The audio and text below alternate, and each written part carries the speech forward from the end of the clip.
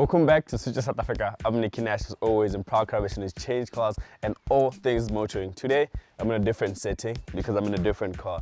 Today, I'm showing you the brand new Suzuki Swift. You guys actually love this vehicle because this car sold over 2,000 units for the month of January. So I'm going to tell you everything you need to know about this vehicle, from the exterior look of the vehicle, interior look of the vehicle, the drive, what I don't like about the vehicle. And alluding to that right now is that I'm not happy that they moved from a 4-cylinder to a 3-cylinder. I'm going to speak more about that in the driving impressions of the vehicle. I'm going to speak about the pricing of the vehicle, very important. And also, I'm going to speak about insurance for this vehicle because a lot of you guys need insurance for your vehicles. And then from there, I'm going to sum up the whole review. And then I'm going to tell you whether should you buy the Suzuki Swift or opt for a demo model Baleno.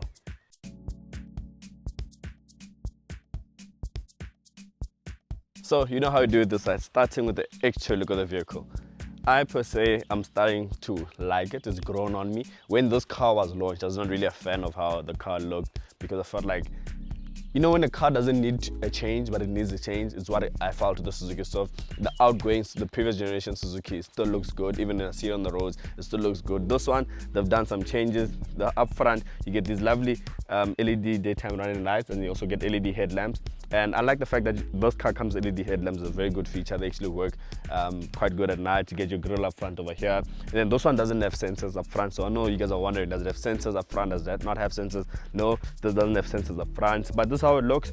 This color, I'm not sure what this color is called, but I think this color works. But you know, Suzuki is known for bright colors. Like a Suzuki, I think when we launched the vehicle, I think my launch video was a red one, and then we also did a blue one. So those are quite loud, but this one's a bit subtle, looks good for the vehicle, more especially in this weather where it's raining, it's overcast, it's cloudy. This color does really do the most, whereas the red and the blue, you need the sun for it to pop. But moving on to the side profile of the vehicle, still looks like a Suzuki Swift. You can see that they took the template from the previous generation and brought it to this one. They don't want to change too much because the car looks so good and it works so well. Then when you move on to the rear end of the vehicle, they've kept it very simple. Not a lot of writing. They just show you the badge of a Suzuki and then it just writes Swift. You guys know, if you're a constant viewer of the channel, you know how I love it at the back way. It's just simplicity. There's not too much going on. They don't tell you to 1.2. They don't tell you 1 to 3. You know, it's just simple. I like that. You get this lovely LED tail lamps at the back. They do the job. And then when you move on to the wheels as well, those one, because the GLX model comes with those wheels. Obviously the GL model and the GL Plus model come with different set of wheels. I personally do like those wheels. That's with regards to the exterior look of the vehicle. Then you get into the interior of the vehicle. I think not much has changed, but a lot has changed. You know, so when you get into the interior, you're greeted with, you can tell that this is it's a Suzuki. It looks like a Franx, it looks like a Baleno. It feels good, the steering wheel feels good. So I know when you get into the interior of the vehicle, it doesn't feel like you're in, like, in quotation marks, entry-level Suzuki, as much as this is not an entry-level Suzuki because there's the Celerio, there's the Espresso, and the Ignis. But for something though small, it doesn't feel like you are driving towards the lower end because it looks like a Baleno in terms of the interior. The steering wheel, it looks like a Franx, it looks like a Grand Vitara. And the one that I'm currently testing, this is the GLX model. So you get this big touchscreen infotainment system which supports Apple CarPlay and Android Auto wirelessly. You guys know how much I love wireless Android Auto and Apple CarPlay. It's good, everything is there. It's quite big, the screen as well. So I think for you to go for the GLX, I think this way Suzuki's like, you know what, let's give you guys a big screen inside. But honestly, do you really need it? No, I personally don't think so. Then what I do like about the vehicle that they've kept, it's very simple. So you get your climate control switches down here, very simple, nothing too fancy. This is the 5-speed manual. So as you can see, it's 5-speed manual. I'm gonna speak about that in terms of the drive of the vehicle. And then you do not get leather seats in this vehicle. I know you guys are wondering, do you get leather seats in this vehicle? Unfortunately, no, you do not get leather seats in this vehicle. Then when you move on to the back seats, for me, legroom for the size of the vehicle is perfect. The headroom is okay. There's not a point in time where I thought, I'm like, oh, I wish I had more legroom, more headroom for the size of the vehicle. It's very important to remember when you're looking at such things, which vehicle are you looking at? So that's what I like about this vehicle. Moving on to the boot capacity, I put the boot capacity on screen in liters. As you can see, the boot is not full or anything like that. It's just cones, there's my bag, and there's my shoes. So I do know that you can fit suitcases in the car because we did that at launch. So this car boot capacity is enough for what you'd be using this car for the daily run. Is perfect. Let's move on to the drive of the vehicle, and let me tell you what I don't like about this vehicle when it comes to the drive. Now, when you move on to the drive of the vehicle, and I think this is where I have a lot to say because the drive of the vehicle, when you're on highway, it's fine. When you're doing 100, 120, just cruising, the car is fine, it'll get the job done. The problem comes where, because this is a 1.2 3-cylinder, right? The previous generation was a 4-cylinder. And when the company does downsize like that, I myself at launch didn't feel it because we were more to the coastal side. And also at launch, you don't get to drive and live with the car like that. So I've been living with the car. First thing I noticed with this vehicle is that from pull away, when you're at a standstill, you're pulling away, you need to dwell on the clutch a bit more so that the car doesn't stall. And that's because of the lack of 1, a turbo, 2, an extra cylinder. So it's naturally aspirated 3-cylinder. So you're already asking a lot from the engine, from pull away. So power-wise here, it's a 1.2 liter 3-cylinder.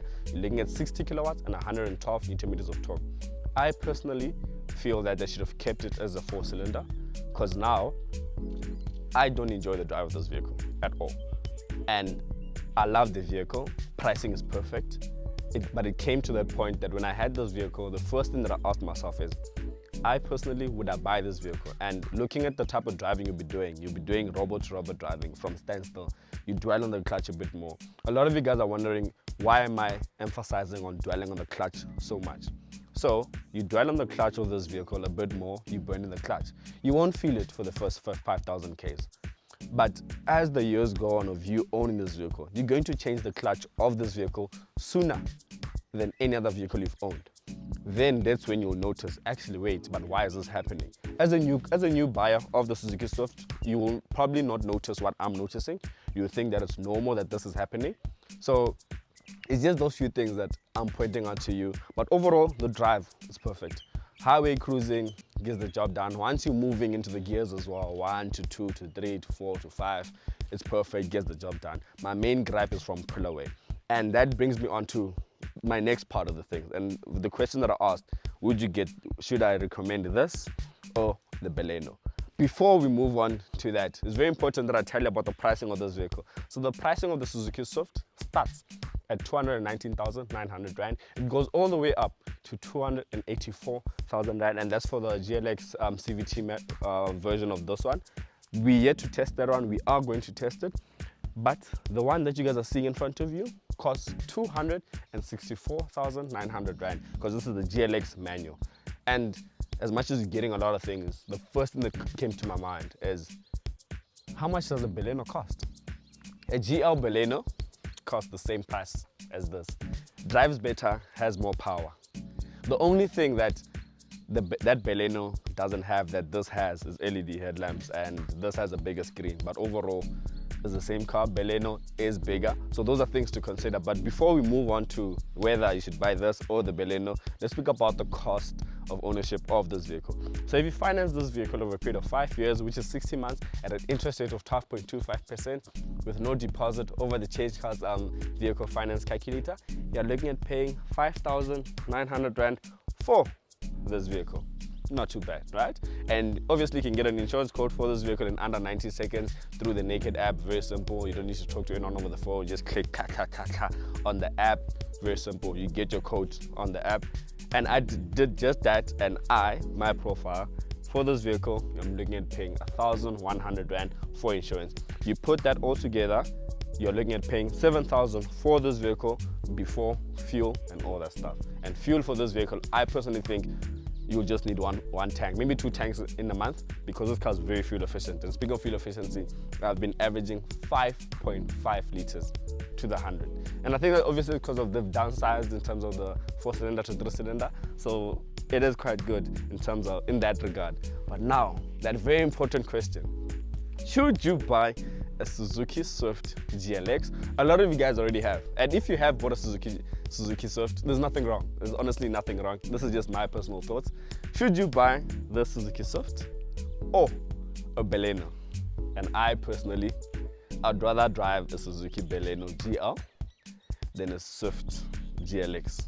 That's my personal opinion. And if you go to the Change Cars website, you can just put there 264,000 max vehicle price, and then you'll see what other vehicles you can get for that amount of money. And you can even keep it on the stable as well. It will show you all the Suzuki that you can get, the Belenos, the used Frongs. But I wouldn't go too much into the Frongs because it's used. You're looking at 30,000 Ks for it to fit the budget of this one. To fit the budget of this one is the Suzuki Beleno GL. And my friend has one, and I've driven it. The only thing that gets to me about the Beleno is that it doesn't have LED headlamps. But will that win me over to buy this?